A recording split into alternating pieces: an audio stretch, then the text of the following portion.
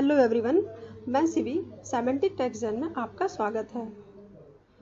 आज की इस वीडियो में हम बात करेंगे फॉर्म नंबर AOC 4 के बारे में। AOC 4 यहाँ पर हेडिंग आप देखेंगे, form for filing financial statement and other documents with the registrar. यहाँ पर कुछ सेक्शन और रूल्स दिए हुए हैं जो आप रीड करिएगा। अब हम फॉर्म की ओर चलते हैं। सबसे पहले फॉर्म की लैंग्वेज हम यहाँ सेलेक्ट करते हैं। फॉर्म इंग्लिश में आप भरना चाहते हैं या हिंदी में, वो आप चूज़ कर लेंगे। अब उसके बाद हम और आगे चलते हैं फॉर्म की ओर कि कैसे एक एक करके इस फॉर्म को हम भरेंगे। सबसे पहले हम यहाँ authorise capital of the company as on the date of filing, यहाँ पर हम MCA साइट से इस अपना जो है शेयर कैपिटल, जो ऑथराइज शेयर कैपिटल है वो यहाँ एंटर करेंगे। उसके बाद हम यहाँ पर आ रहा है पार्ट ए में general information of the company. तो सबसे पहले हम यहाँ कंपनी का सिन नंबर एंटर करेंगे। सिन नंबर एंटर करने के बाद यहाँ प्रीफिल बटन पे क्लिक करेंगे। उसके बाद कंपनी का नेम, कंपनी का एड्रेस, कंपनी की मेल ID, ये यहाँ पर ऑटोमेटिक भर के आ जाएगा। अब हम आगे देखेंगे financial year to which financial statement relates. तो यहाँ पर हमें जो है दो डेट, फाइनेंशियल स्टेटमेंट की स्टार्टिंग की डेट और यहाँ एंडिंग की डेट, यहाँ पर हमें दोनों डेट एंटर करनी पड़ेंगी। अब हम आगे देखेंगे date of board of directors meeting in which financial statement are approved. यहाँ पर आपका जो है जो भी आपका अप्रूव्ड डेट हुआ है, यहाँ पर ये कह रहा है बोर्ड ऑफ डायरेक्टर की मीटिंग कब हुई थी। जब भी आपका फाइनेंशियल स्टेटमेंट अप्रूव्ड हुआ था वहाँ पर वो डेट, जिस डेट में अप्रूव्ड हुआ था वो डेट यहाँ पर एंटर करिए। अब यहाँ पर देखेंगे नेचर ऑफ फाइनेंशियल स्टेटमेंट। यहाँ पर आपको आपका जो भी फाइनेंशियल, यहाँ पर जो भी आपका फाइनेंशियल स्टेटमेंट का आपका जो भी नेचर हो, यहाँ पर कई ड्रॉप डाउन लिस्ट होती है, उसे आप एंटर करेंगे, कई सारे ऑप्शन आएंगे, वहाँ पर आप अडॉप्टेड फाइनेंशियल स्टेटमेंट यहाँ पर आप सिलेक्ट कर लेंगे। Sign the financial statement. तो यहाँ पर हम सबसे पहले जो कंपनी के डायरेक्टर हैं उनका यहाँ पर डिन नंबर एंटर करेंगे। डिन नंबर एंटर करने के बाद ऑटो फिल करेंगे। ऑटो फिल करने के बाद यहाँ पर जो है नेम आ जाएगा डायरेक्टर का, डेजिग्नेशन आ जाएगा, date of signing financial statement की, ये सारे बॉक्स ऑटोमेटिक यहाँ पे भर के आ जाएंगे। अब जैसा कि हम आगे देखेंगे, यहाँ पर ये पूछ रहा है date of board of director meeting in which boards reports referred. यहाँ पर ये पूछ रहा है कि आपके बोर्ड ऑफ डायरेक्टर की जो जब भी आपकी मीटिंग हुई है और आपका जो रिपोर्ट की जो डेट है वो डेट यहाँ पर आपको मेंशन करनी पड़ेगी। अब आगे देखिए, यहाँ पर detail of director who have signed the board report, यहाँ पर आप प्रीफिल पे क्लिक करेंगे। प्रीफिल पर क्लिक करने के बाद ये सारे डिटेल ऑटोमेटिक यहाँ पर भर जाएंगे। डिन नंबर, नेम जो है ऑटोफिल हो जाएगा, डेजिग्नेशन आपका, date of signing of board report, ये सारी डिटेल ऑटोफिल फाइलों के यहाँ पे आ जाएंगी। अब 6 नंबर में देखिए, यहाँ पर जो पूछ रहा है date of signing of reports on the financial statement by the auditors. यहाँ पर ये पूछ रहा है कि ऑडिटर ने कब जो है बैलेंस शीट साइन किया है, जिस डेट को ऑडिटर के थ्रू बैलेंस शीट जो है फाइनल हुआ है, जिस डेट को, वो डेट आप यहाँ एंटर करें। अब यहाँ पर आप देखेंगे वेदर एनुअल जनरल मीटिंग, आपकी एनुअल जनरल मीटिंग जब पास हुई है वो डेट यहाँ पर आपको, यहाँ अगर हुई है तो आप यहाँ येस करिए। येस करने के बाद यहाँ पर आपके 2 बॉक्स खुल के आएंगे, आपकी जिस डेट को आपकी एनुअल जनरल मीटिंग पास हुई है वो डेट और आपकी जो ड्यू डेट है वो दोनों यहाँ पर एंटर करनी पड़ेंगी। अब जैसा कि आप यहाँ देखेंगे whether any extension for financial year of AGM granted, यहाँ पर हम नो करेंगे। अब आगे हम देखेंगे यहाँ पर 8 नंबर में, यहाँ पर ये पूछ रहा है कि क्या आप किसी की सब्सिडरी हैं। तो अगर है तो आप येस करिए और अगर आप नहीं हैं तो यहाँ पर नो करिए। अगर आप किसी की सब्सिडरी हैं तो भी आप यहाँ ये अगर हैं तो आप येस कर सकते हैं, नहीं तो नो करिए। और यहाँ पर जैसा कि आप देखेंगे अगर कोई आपकी सब्सिडरी है तो यहाँ पर भी आपको येस या नो करना पड़ेगा। जैसे ही यहाँ पर येस करेंगे, यहाँ पर जो है आपको सिन नंबर एंटर करना पड़ेगा। सिन नंबर एंटर करने के बाद प्रीफिल बटन पे क्लिक करेंगे, ये सारे जो है ऑटो फिल होके आ जाएंगे यहाँ पर। उसके बाद आप देखेंगे नंबर ऑफ ऑडिटर, यहाँ पर आपको ऑडिटर नंबर ऑफ ऑडिटर कि आपने कितने ऑडिटर आपके हैं जो इस फाइनेंशियल ईयर को, इस फाइनेंशियल स्टेटमेंट को जो अप्रूव कर रहे हैं, उनकी डिटेल आपको देनी पड़ेगी। तो यहाँ पर हमारे केस में तो एक लिए हम यहाँ पर नंबर 1 सेलेक्ट करेंगे और यहाँ पर हम इनकम टैक्स पैन नंबर यहाँ पर एंटर करेंगे ऑडिटर का। ऑडिटर इंडिविजुअल है या ऑडिटर फर्म है, उनका यहाँ पर चूज़ करेंगे। उनका ऑडिटर का मेंबरशिप नंबर यहाँ पर एंटर करेंगे। और जब इससे पहले हमने ADT 1 फाइल किया था तो हमें उस ADT 1 का SRN नंबर इस बॉक्स में एंटर करना पड़ेगा। उसके बाद इस बॉक्स पर हम प्रीफिल करेंगे। प्रीफिल करने के बाद name of auditor, address of auditor, line 1, line 2, city, state, country, pin code, ये सारी डिटेल ऑटोमेटिक यहाँ पे भर के आ जाएगी। अब जो बॉक्स यहाँ पर ऑटोमेटिक भर के नहीं आ रहा उसको आप इंडिविजुअल भी आप फिल कर सकते हैं, मैनुअली भी इसको आप जो है भर सकते हैं। अब जैसा कि आप आगे यहाँ देखेंगे नेम ऑफ मेंबर, यहाँ पर ऑडिटर का नाम आपको एंटर करना पड़ेगा, ऑडिटर का मेंबरशिप नंबर यहाँ आपको एंटर करना पड़ेगा। तो ये सारी चीज़ें जो नहीं भर के आ रही वो आप खुद से भी भर सकते हैं। अब 11वें नंबर पे आप जैसा कि देखेंगे यहाँ पर ये पूछ रहा है whether schedule 3 of companies act 2013 in applicable, क्या आपके ऊपर शेड्यूल 3 एप्लीकेबल है। अगर येस है तो आप येस करेंगे ना, अगर नो है तो आप यहाँ पर देख सकते हैं कि जो भी आपके ऊपर एप्लीकेबल हो रहा है वो आप यहाँ कर सकते हैं। अब यहाँ आगे आप देखेंगे, अब यहाँ आप आगे देखेंगे टाइप ऑफ इंडस्ट्री। यहाँ पर टाइप ऑफ इंडस्ट्री में आप चूज़ करेंगे कॉमर्शियल एंड इंडस्ट्रियल है, बैंकिंग है, इंश्योरेंस है, पावर है, रजिस्टर्ड विद RBI है। तो आप फाइनली जो है कॉमर्शियल जो कि इंडस्ट्रियल जो कि प्राइवेट लिमिटेड कंपनी के लिए अलाउ होता है, ये आप सेलेक्ट कर सकते हैं। अब यहाँ पर आप देखेंगे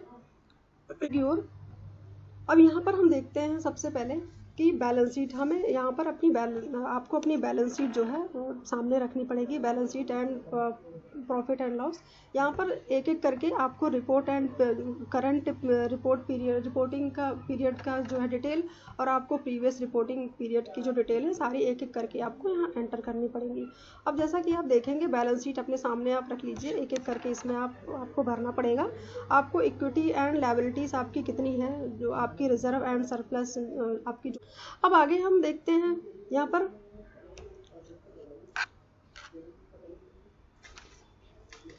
पर हम आगे देखेंगे detail of balance sheet items accounts rupee. यहाँ पर अगर आपका अगर लॉन्ग टर्म बोरोइंग अगर कुछ है तो वो भी आप सारा यहाँ पर डिटेल एंटर करेंगे। Deferred payment, deposit, loan and advance, यहाँ पर other loan and advance, total loan, long term borrowing, यहाँ पर आपका जो भी है बैलेंस शीट में शो हो रहा है वो एक एक करके यहाँ आपको एंटर करनी पड़ेगी। अब आगे देखेंगे detail of short term borrowing, अगर आपका शॉर्ट टर्म बोरोइंग है तो वो भी आप सारी चीज़ें एक एक करके यहाँ पर एंटर करेंगे।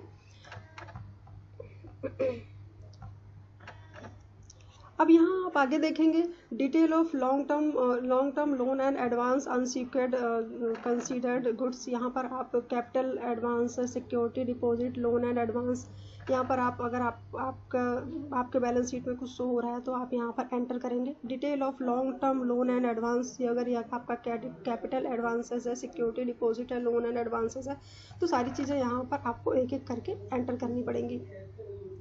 अब यहाँ पर आप देखेंगे डिटेल ऑफ ट्रेड रिसीवेबल, अगर आपका ट्रेड रिसीवेबल है सिक्योर्ड है अगर आपका, तो वो भी आपका डाउटफुल है तो वो भी आपका जो भी है आपका लास्ट ईयर का, प्रीवियस ईयर का और करंट ईयर का, वो सारा एक एक करके आपको एंटर करना पड़ेगा। अब यहाँ पर आप देखेंगे यहाँ पर जो शो कर रहा है financial parameter balance sheet item amount in rupees as on financial year ending date, यहाँ पर कई सारे जो है ऑप्शन दिए हुए हैं जैसा कि आप देख रहे हैं। Share application money, share application money received, यहाँ पर एक एक करके, ये एक्चुअली बड़ी बड़ी कंपनीज़ के लिए होती हैं, ये जो है छोटी कंपनीज़ के लिए नहीं होती, फॉरेन कंपनीज़ के लिए भी होती हैं। ये जो है डिपॉजिट मेथड, अनक्लेम्ड जो है इंटरेस्ट, अनपेड इन्वेस्टमेंट और भी कैपिटल रिसीव्स, रिजर्व, कई सारी होती हैं। ये सारी फील्ड जो है एक एक करके अगर ऐसे केस में जो है भरी जाती हैं।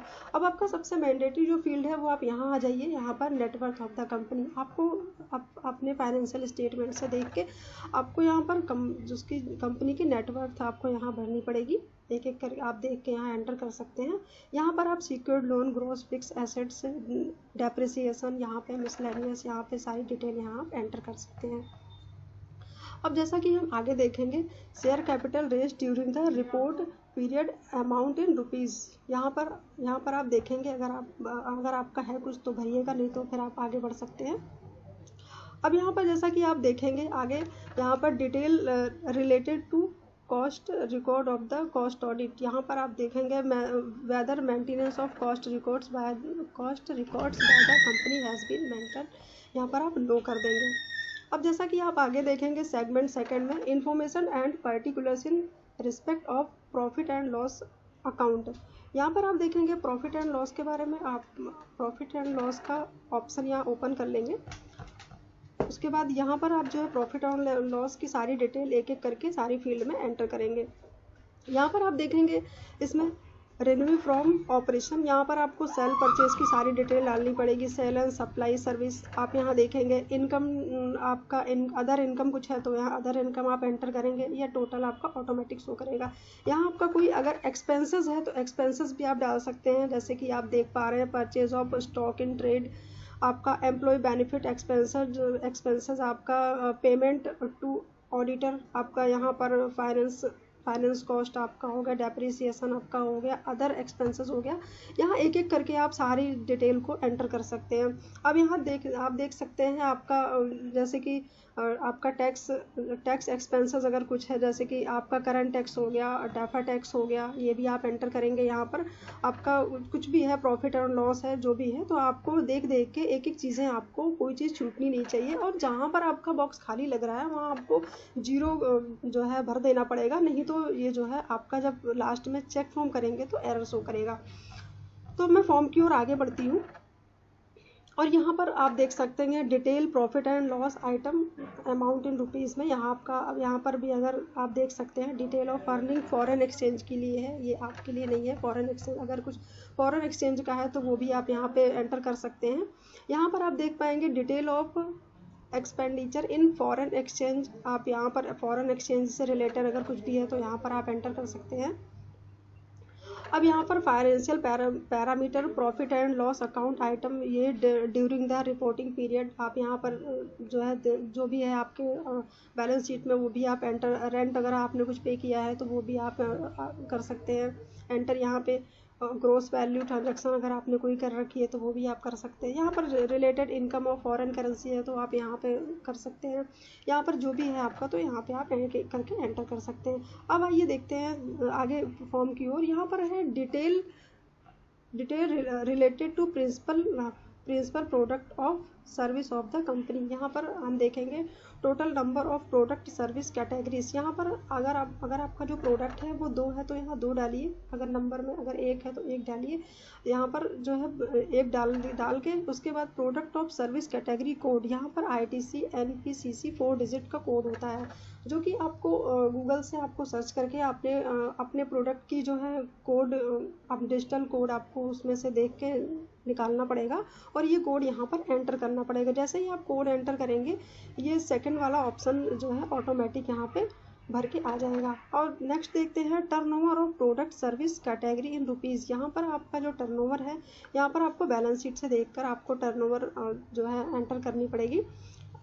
अब highest turnover contributing product of service code, यहाँ पर आपको ये भी आपको गूगल से सर्च करके लेना पड़ेगा। उसके बाद यहाँ पर आपको यहाँ डिस्क्रिप्शन ऑफ प्रोडक्ट और सर्विस, यहाँ पर आपकी जो प्रोडक्ट है और सर्विस की डिटेल है यहाँ आपको एंटर करनी पड़ेगी।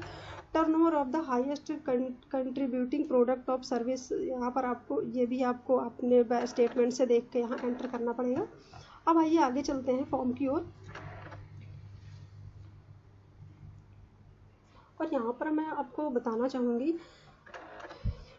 यहाँ पर जैसे कि whether CSR is applicable as per section 135। अगर आपके ऊपर CSR एप्लीकेबल है तो आप येस करिए, नहीं तो आप यहाँ नो करिए।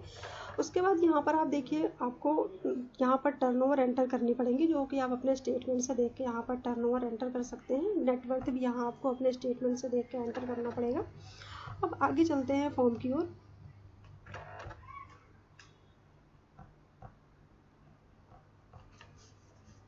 यहाँ पर ये पूछ रहा है disclosure about relates party transactions. यहाँ पर कितने रिलेटेड पार्टी ट्रांजेक्शन, अगर आपकी रिलेटेड पार्टी को अगर आपकी कोई ट्रांजेक्शन हुई है तो ट्रांजेक्शन की पूरी डिटेल आपको देनी पड़ेगी। Name of the relates party का नाम, nature of relationship, nature of contact, यहाँ पर पूरी डिटेल आपको सब देनी पड़ेगी।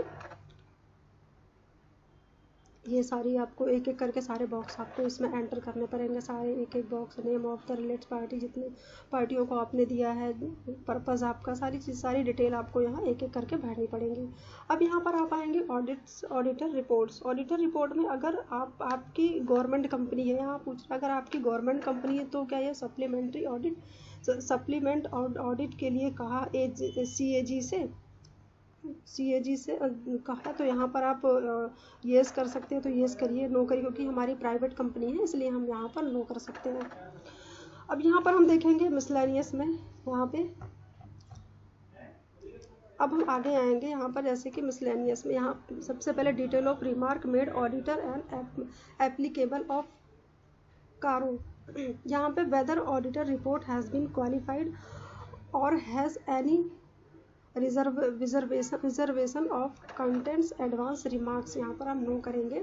अब यहाँ पर ये पूछ रहा है whether companies auditors report orders CARO applicable, अगर एप्लीकेबल है तो यहाँ येस करिए, नहीं है तो यहाँ पर आप नो कर सकते हैं। अब आते हैं आगे जो है एक मैंडेटरी अटैचमेंट पे, जो कि आपको इसमें मैंडेटरी सारे अटैचमेंट है जो एक एक करके आपको अटैच करने पड़ेंगे।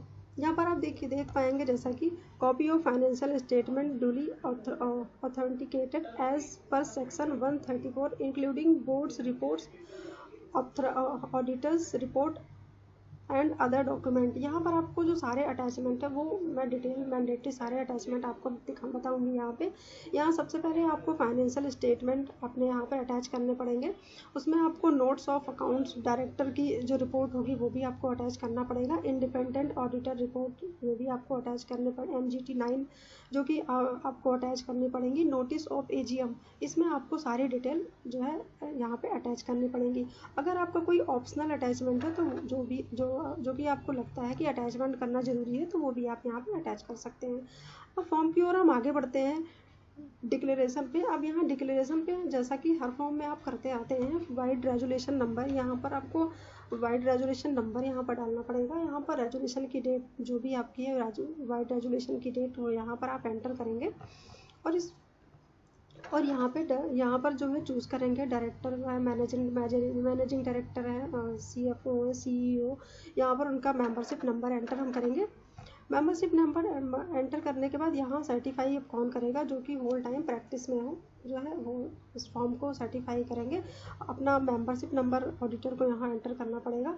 उसके बाद इस फॉर्म को चेक फॉर्म करेंगे। चेक फॉर्म करने के बाद अगर हमने कहीं कोई मिस्टेक कर रखी है तो ये फॉर्म ऑटोमेटिक एरर शो करेगा। उसके बाद हमें जो है डिजिटल सिग्नेचर लगाना पड़ेगा ऑडिटर के और डायरेक्टर के। यहाँ पर लगाने के बाद जो है फॉर्म को प्री स्क्रूटनी करेंगे। प्री स्क्रूटनी करने के बाद ये फॉर्म पूरी तरीके से रेडी है MCA पोर्टल पर अपलोड करने के लिए। थैंक यू सो मच, आज के लिए इतना ही।